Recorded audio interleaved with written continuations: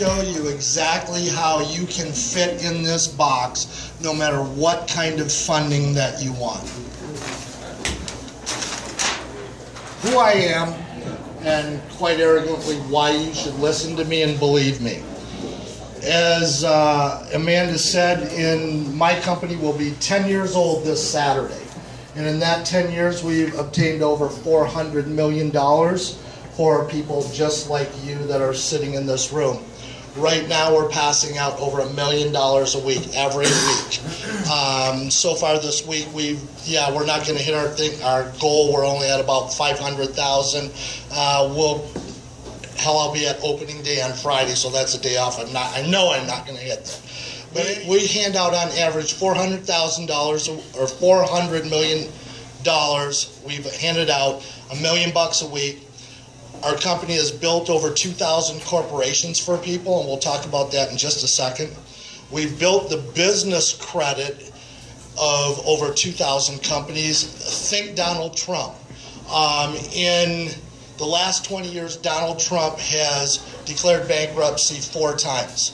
Yet his personal wealth has always stayed intact. And there's a reason for that. He never personally guarantees anything. He'll go to a lender, he'll say, here's the deal. I have this project. If the project works, we're all going to make a lot of money. If the project doesn't work, nobody's going to make any money, but you're not going to take anything that I own. You're just going to write the thing down according to the tax code, and everybody walks away. And that's what he's done. On a relative basis, everyone in this room that has an entity, some type of a corporation or LLC or whatever, you can do the same thing as Donald Trump does, and we'll talk about that in a minute. I fixed the credit of over 42,000 individuals. You have bad credit for whatever reason. Typically, people have bad credit because, number one, they're a curmudgeon. They just screw up. But the other 4 reasons are death, divorce, loss of job, loss of income. Just because you have bad credit does not make you a bad person. And the numbers are, and I counted here just before I walked on, and there's 52 people in this room. The stats are that 55%, so roughly 27 people that are sitting in this room, either have bad credit or they have issues on their credit that prevent them or preclude them from getting interest rates or insurance rates that are premium and low. They end up paying a lot more every month. The average person with a sub 640 credit score will pay $735 a month in interest rates and insurance premiums that somebody with a 700 credit score does not pay. So now think about that for a second. If you own a home or rent, if you have insurance, if you own 2 or 3 credit cards, if you have a car payment, if you put all those things together and you are a sub 640 credit score, you're paying on average over $8,800 annually in interest rates and insurance premiums that you shouldn't be paying. So we've done that, and I've also written 3 books on credit and finance. They're all about credit, how to manipulate credit, how to make the credit game fair for you. Understand something, the credit bureaus, as you travel through this maze or labyrinth of hell, understand something, the credit bureaus are nothing more than glorified lead generation companies. Every time you get something in the mail from Capital One or State Farm or American Express or whoever it is, that information, your private information, was purchased from one of the big 3 credit bureaus. What's sad about the whole situation is if you have a 700 plus credit score, the credit bureaus make about $85 annually selling your information. If you have a credit score below 640, they make about $145 annually. They have a vested financial interest in you maintaining your bad credit. And even if you look at the laws and you read about the 7-year clock and 7 years goes by, if you really understand the rules and really understand the law, the credit bureaus do everything they can for you to maintain your bad credit for 15 years. That's their goal. The difference between good credit and bad credit, as far as what they get, is right around $5 a month per person in the United States of America. Now, that doesn't sound like a lot of money until you multiply it by 55 million people in this country that have sub 640 credit.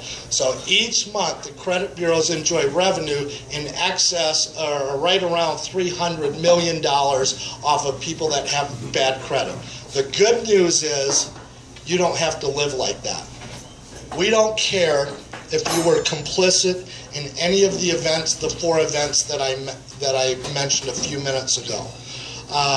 It doesn't make you a bad person. It just makes you a victim of the circumstance. You deserve a second chance.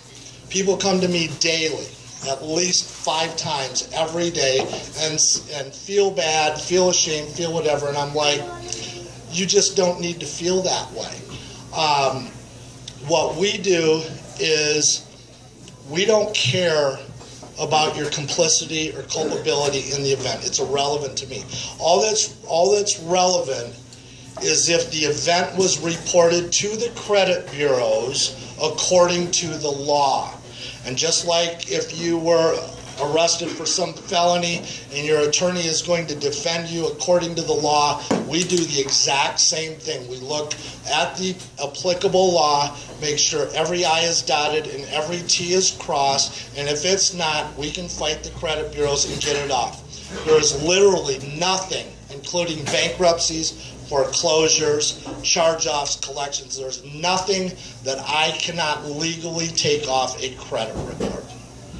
The first and most important thing that everybody in this room that is an entrepreneur or a business owner or considering being an entrepreneur is do you have an entity? Do you have an LLC, an S Corp, a C Corp, an LLP? There's a whole bunch of different formations that you can have. I don't speak on formations. I encourage you to consult a CPA or an attorney. I know it's just because of the amount of entities that I formed. I know everything about it, but I'm not going to accept the liability of telling you what to do. But if you do not have an entity, you're going to hinder, number one, your future progress as far as obtaining funds, both debt and equity. You're also going to, if you're building a company to sell, if you don't have a separate set of books, a separate set of tax returns that's related to this entity, your business typically is worth 40 to 50% of what it otherwise would be worth on the street. So if you go out and open a retail store and you have sales of $1 million and it's worth, according to normal accounting standards, 3 times sales, so it's worth $3 million. When somebody comes to buy that entity for that business from you, if you don't have the proper corporate structure in place and can give them the proper documents to prove who you are and what you are, you're going to get half. So think about that for a second. Half. Additionally, you want to look in the back, you can't see, but liability. Obviously, if you're a sole proprietor, you're out there building a business and somebody slips on your sidewalk, they can literally take it all. Is that really what you want? Versus being somewhat insulated by your corporate structure that they may be able to sue the corporation. You can bankrupt a corporation for $300 nowadays, okay? But think about what you're building for you and your family, and if you don't protect it, it can all be taken away with a slip of a sidewalk. Loan from a lender, or when you're sitting in front of a equity person or a venture capitalist or whatever, you need to create a aura of confidence, of structure, of arrogance, and having an entity is so important as far as showing a banker you're committed to doing what's right and going by the books. CPAs typically charge $400 or $500 to $800 for an entity. Attorneys will charge $700 to $1,500. I'm going to give a personal plug here. My company does it. Just because we want to promote entrepreneurship, we charge a couple $150 plus the cost of the state registration. We firmly believe in everyone having an entity, so we do it at absolutely what it costs. If you can't afford the $150, you call me and I'll tell you how to do it for free if you have the time. It takes you an hour. Now we're going to talk about two different types of financing. First, we're going to talk about equity, and then we're going to talk about debt. Everybody believes that they can obtain venture capital. The reality of it is of the 48 people in this room that are going for some type of capital, 1/2 of one of you will get it. General rules of thumb to attract equity investors are whatever your business is, it needs to be capable of $5 million worth of sales in 2 years. You need to have a professional business plan and an executive summary. People come to me every day with a 100-page business plan, and I hand them back to them and say, I'm not interested and I don't have time. I have an investment banker sitting right there against the wall. How many business plans do you read versus executive summaries? I read a lot more executive summaries than business plans. He doesn't have time. This is a guy that does this, funds millions and millions and millions and millions of dollars every year, and as a rule will not read a business plan until he's read the summary and looked at the data and made a decision that they want to go forward. Professional business plans and executive summaries, I'm not talking about something you get down at the SBDC or the SBA office. I'm talking about something professionally written that you're going to pay somebody a minimum of $5,000 to do. Would that be fair, Blaine? Minimum $5,000. Minimum $5,000. I've seen business plans for people looking to obtain a couple $1 million of investment capital that they've spent $20,000. Okay, so as you think about equity and investment into your business, think about what some of the upfront costs are. Thirdly, can you solve a problem and can you do it better, faster, and cheaper than anybody else on the market? This is a reality check for all of you that are entrepreneurs and getting ready to start something. Do you have the next best idea since sliced bread? And contrary to popular opinion, there are a lot of people that don't get things to the market for a variety of reasons.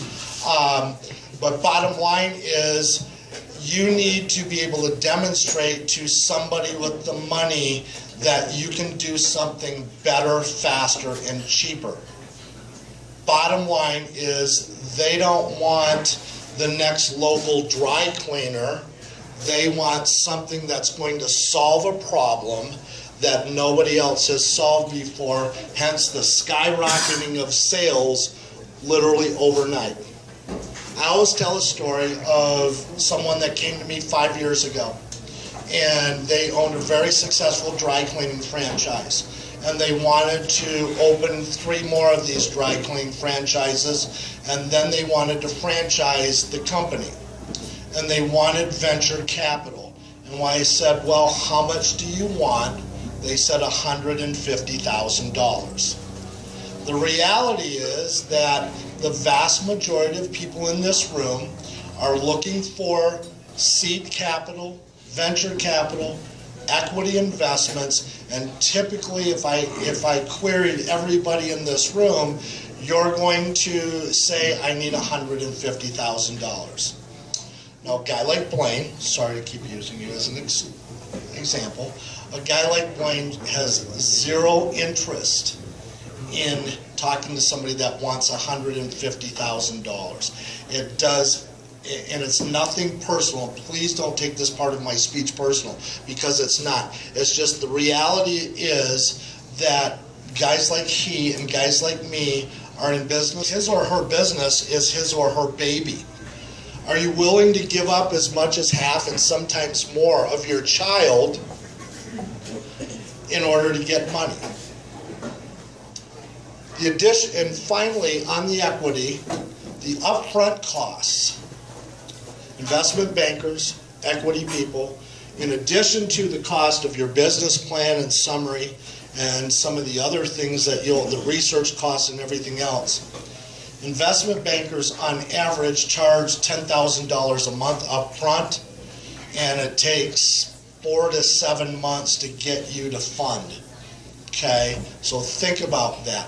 These are guys that make a couple $100 an hour that are not going to take an idea that might be marginal with a 50% chance of succeeding and invest their time. If you find one that is willing to invest his or her time for free, then run with it and work your butt off to get the deal done, because what that tells you is that you've probably got a winner. Now, we're done with the down stuff. Let's start building up. There's this thing called debt.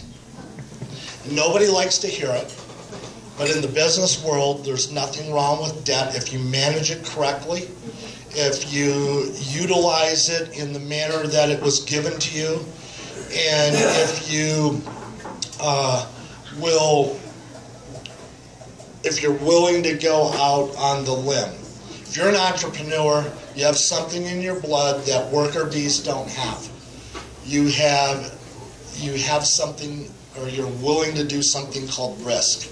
Okay? And you're willing, the average entrepreneur that I see, and I see over 200 of them a month, and talk to them personally, the average one is willing to risk it all for the reward.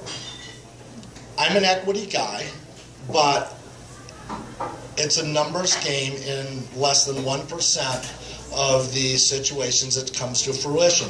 So now I'm going to talk about something that 99% of you qualify for, and that is debt. Okay? So think about this for a minute. The debt items that we have is SBA loans, and SBA is not a 4-letter word. Anytime you ever hear a bad story about the SBA from an entrepreneur, I can guarantee you that the entrepreneur screwed up. Okay? It has nothing to do with the SBA. What is SBA? Yeah. Small Business Association. Leasing equipment, if you're going to open up a print shop, or if you're going to open up a web development company and you need servers and you need computers and stuff, equipment leasing.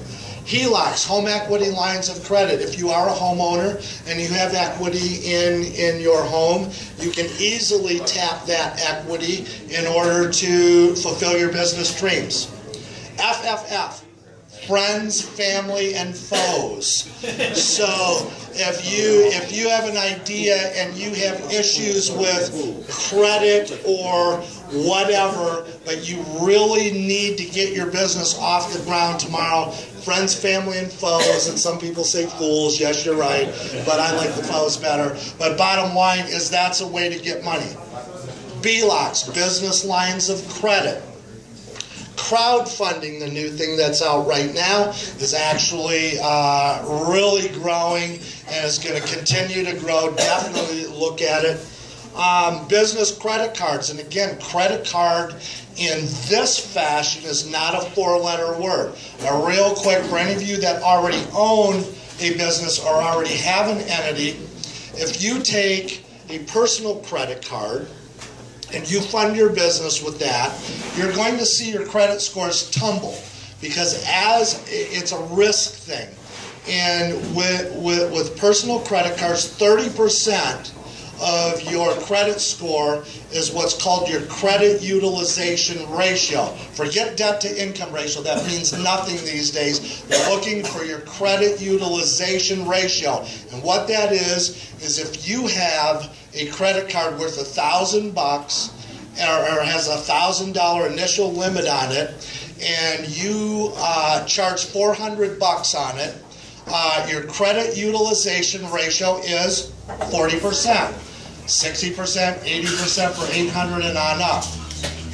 Lenders get very concerned when you exceed 30%, and they'll watch you closely. When you hit 40%, they'll ding your credit score a little bit. When you hit 50%, they will ding it a little bit more. And when you get above 75%, up to being maxed out, your scores are tumbling. And each time, for each credit card, they will tumble. So if you have 5 credit cards that you've maxed out, you may have never missed a payment or never done anything wrong in your life, but your scores are going to drop probably 100 points. It's a risk thing for future lenders to look at and say, we don't want to give this person any more money, and we don't want to be the straw that broke the camel's back. Now, with business credit cards, and you apply for them the same way. It's just you put your business, in addition to your personal information, you put your business name and your EIN on the application. But here's the difference. Business credit cards do not report balances to the credit bureaus. So you can max out a business credit card with no adverse effect to your personal credit score. So any of you right now that are financing your businesses or getting ready to use a credit card is a very popular way to finance a business these days. Do not make the mistake of financing it with your personal credit cards, because you may get your business off the ground, but then a year from now or even 6 months from now, you need to go get expansion money, and the first thing they're going to look at is your credit utilization ratio, and they're going to see that it sucks, and they're not going to give you the money. Whereas if you use business credit cards that you apply for and guarantee the exact same way as a personal credit card, those balances are not reported to the credit bureaus, and your score stays intact, and you can go borrow more money down the road. If you listen to nothing else that I tell you tonight, remember this, because it is the #1 issue right now with small business owners getting new capital. Social funding, whatever the sites are, I don't know what.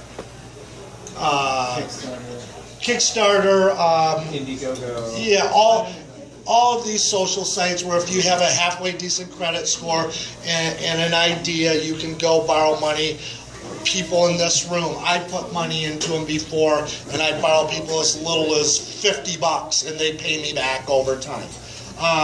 401k, for those of you that have JOBS, now that is a 4-letter word. But for those of you that have jobs and have a 401k, I strongly urge you to consider funding your startup with a 401k. It's a very complicated procedure. You have to have an attorney do it, but at the end of the day, you save a ton of money, because bottom line, you are borrowing money from yourself. Now, it's a little bit more complicated than that, but you are borrowing money from yourself, from your 401k. If you miss a payment, you're not going to screw your credit up. If you miss a payment, no banker is going to be calling you. You just simply miss a payment. And yes, there are rules that you have to follow, but you can make that payment up down the road. Personal credit cards, we just went through this. Sometimes people make the mistake that they have 5 or 10 credit cards already and they're not going to get approved for any more. So you have to use your personal credit cards to fund your business. If you're going to do this, the rule of thumb is to never and this is not global, so if you have 5 credit cards, it's not counted as a global thing. They're counted individually with score decreases on it per individual card, but you want to keep your credit utilization ratio. We all remember what that is. You want to keep it. The FICO computer model says it should be kept. In order to qualify for a perfect credit score of 850, your credit utilization ratio should be 27.8%. Where they come with that, I have no clue, and I don't know why, but bottom line, what we tell our clients, if at all possible, you want to keep your credit utilization ratio at 30% or below. You never really want to pay it off. 40% you can get away with. Once you go over 40%, lenders are going to have a hard time borrowing to you. It's just how it is. And if you are up in the 60 and 70%, don't even bother applying. You are not going to get the loan. All you're going to do is further damage your credit reputation via the inquiries. PLOCs, personal lines of credit. This is another avenue a lot of people use. Again, a personal line of credit is considered revolving debt, and that's what makes up your credit utilization ratio. We don't care about cars, houses, any type of secured or installment debt. All we care about is revolving debt, which is credit cards.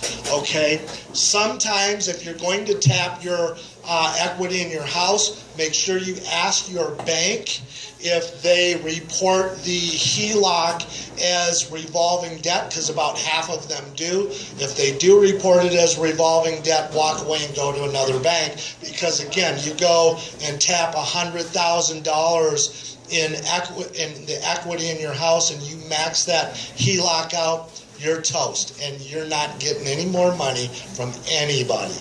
Personal lines of credit are the same thing. They are treated as revolving debt in most banking situations, and it can absolutely kill your credit score for the future. What does it take to qualify? Number one, lenders like to see a credit score that's high. Right now, we can get loans for people or equipment leases down to a 630 credit score. They like to see, as a rule, for the SBA, 640 to 650 or better.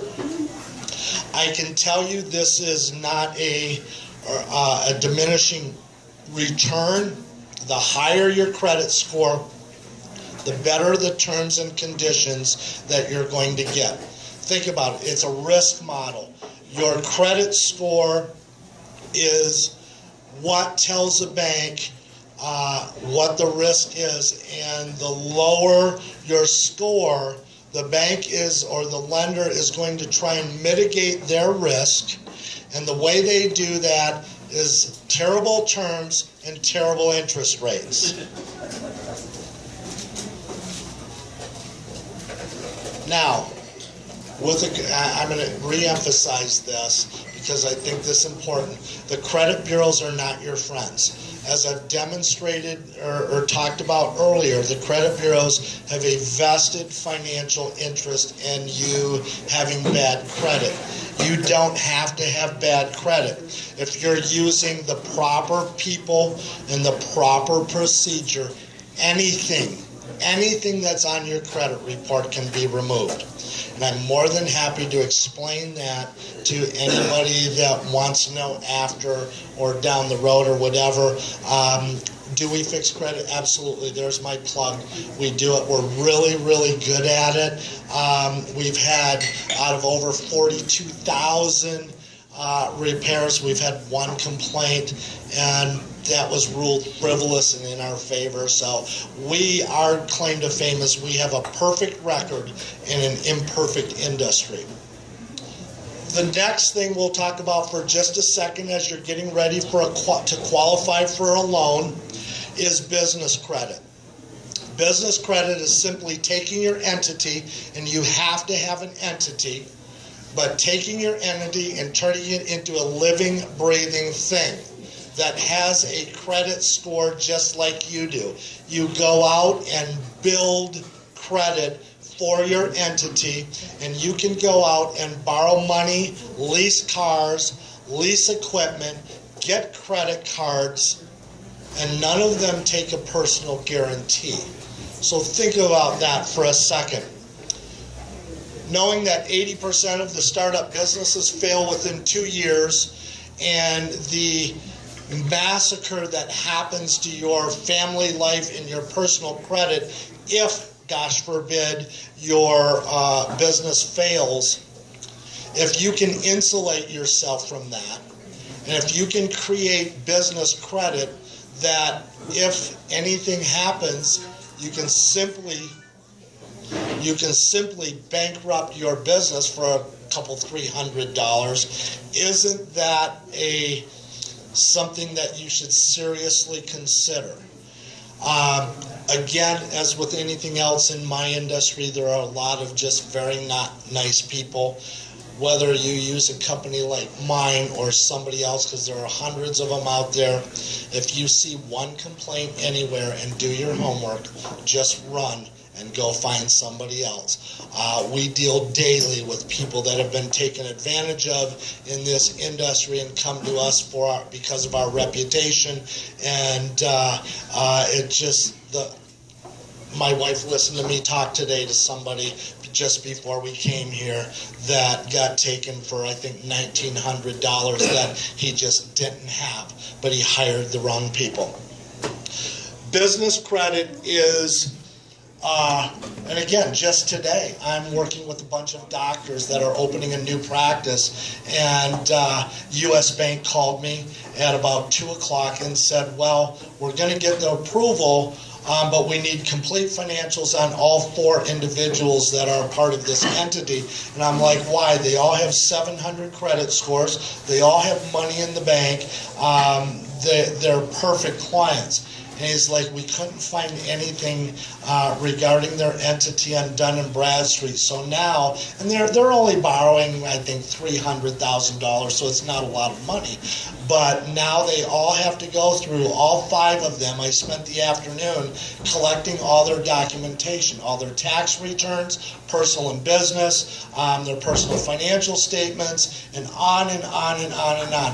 Whereas if they would have had a business credit score, this deal would have been done today and they would have been collecting their money tomorrow. So go out. I encourage you to all go out and research business credit. And if you have any questions, it's pretty easy to find me. I'm everywhere on the internet. Strong PFS. When you go for credit, depending on the loan, and we'll get down here in a minute, but depending on the loan, you, especially if you're going SBA, SBA is going to want to attach something, and you need to have a personal financial statement that has some assets that can be attached, a home, a car, jewelry, art, whatever. You haven't shopped.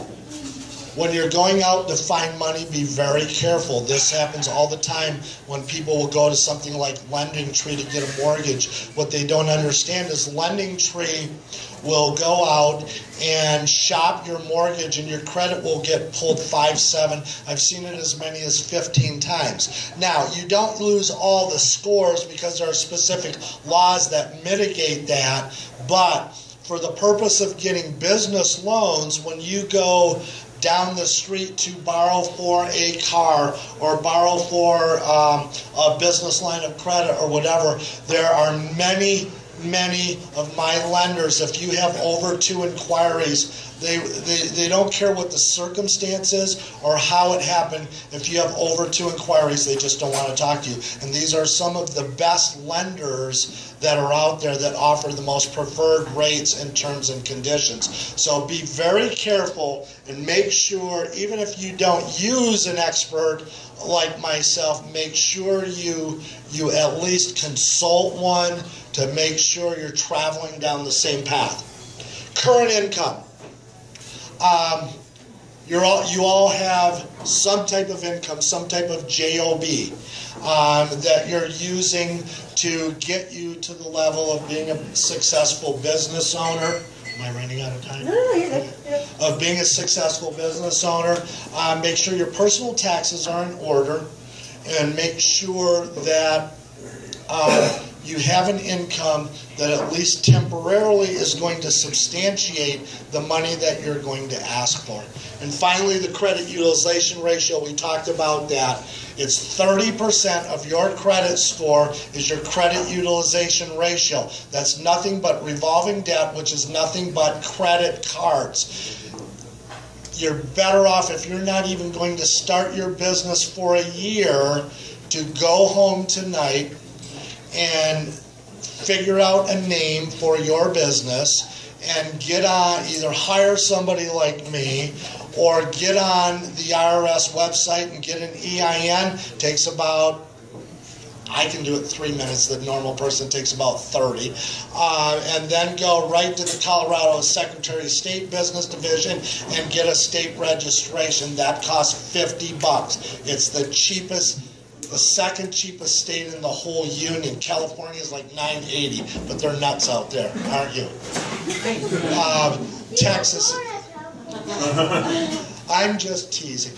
Texas, $300. Illinois, $300. New York, $300. Colorado is $50. There's no reason for you not to have an entity tomorrow by this time, because it can happen instantaneously, and you do it all online. Once you get that done, if you are one of the privileged people that have a credit score of 700 or above, approximately 29% of Americans, but if you have a score of 700 and above, you can just Google business credit cards, and literally dozens of them will pop up. Wells Fargo right now, for a brand new startup business and the business owner has a 700 credit score, you can be 1 day old. As long as you have an EIN, they'll give you $5,000 to $10,000. A lot of money, not necessarily, but if you learn how to stack 4 or 5 of those business credit cards on top of each other, you can come up with $50,000 really, really simply to start a business. Okay. So all of this stuff can be a little bit onerous and a little bit scary, especially if you don't have good credit qualifications. Understand something. These qualifications, you can use any, all, some, or none. It depends on the loan product. If you want an SBA loan, you need a minimum 640 credit. If you want equipment leasing, SBA loan, 640 credit. Personal loan, which is a great product that we're getting so much money right now for people. It's a really cool product, but you have to have a 700 credit score. Equipment leasing, you can go out if you're going to be a printer and need a printing press or whatever printers use. You can go out and you can get an equipment lease with a 600 credit score. A HELOC, 620, 640. Friends, family, or foes, whatever. Crowdfunding, don't necessarily look at credit scores all the time. Business credit cards, 675. Social funding is 640, I think, right now, isn't it? 401k, no credit qualifications. If you have a legitimate 401k, there's no qualifying. They just want to see what you have in the bank, and you got to pay the $3,000 to $5,000 to convert it, and that's it. Personal credit cards down to 640, and personal lines of credit typically 700.